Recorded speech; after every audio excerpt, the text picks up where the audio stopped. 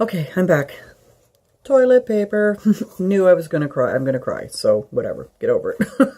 Anyway, so we get to this spot and the trees are, as I said, like a big dome. And I'm standing sort of at this entrance. There's sort of like an entrance, almost like a doorway where the trees make a complete circle, but there's a spot right here that's about wide enough for maybe two people to walk through shoulder to shoulder.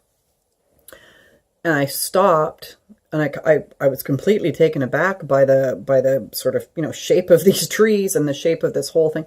And I kind of stopped, and when I did, Reba stopped and she sat down, which was really weird because Reba was a crazy hyper puppy. She might have been a big tall dog, but she was a nut puppy. And for her to be calm like that, she was always so hyper, and she was really calm, and she just sat, and she looked up at me, and then she looked up at the top of the trees, like right up to the top. And then she looked up at me, and then she looked up.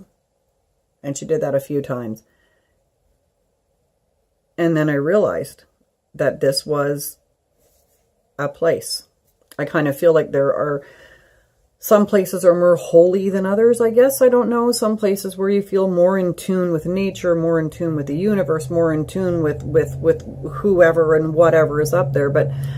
And then I realized that everything had gone completely silent. And I mean completely silent. I could hear myself breathing, and I could hear the dog breathing.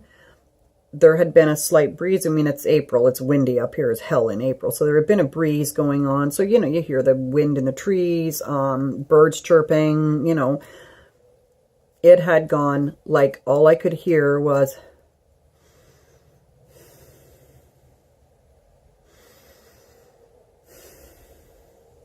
That was it. And the dog doing the same thing. And I realized in that moment...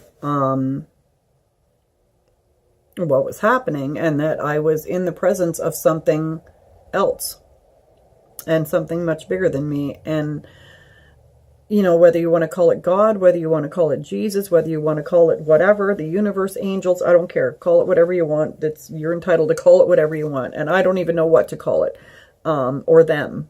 I don't know, somehow I feel like it's a them thing. It's like there's more than one. There's a whole bunch of them up there watching out for us or taking care of us, whatever. And I realized what was happening, and I just stood there quiet for a minute, and I was trying to think what to think or what to say or what to feel. And so finally I looked up at the trees and I said, okay, I'm here. I know you've been trying to get a hold of me. And I realized that, and I acknowledged that. So, fine, I'm here. Are you happy now? I'm listening. I am so fucking pissed off at you, but I'm listening. So go ahead. Go ahead. What do you got to tell me?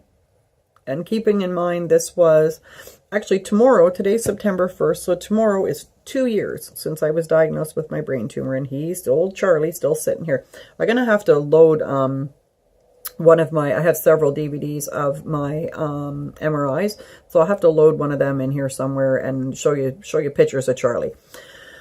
So at this time, I was still dealing with, obviously, the accident injuries, which, completely ruined and changed my life forever and took away pretty much everything that I held dear in terms of, activities and just work, my career, took away everything.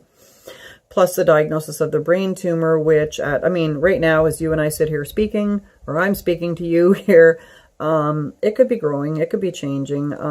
It's a grade 2, and it's considered benign at this point, and presents itself as benign on the MRI. It's of no, great urgent concern, but I am, being monitored. So it's been a while since I've had an MRI, and for all I know right now, this sucker could have morphed into a grade 3. Oh, hang on one sec. I have to answer my phone. 1 minute.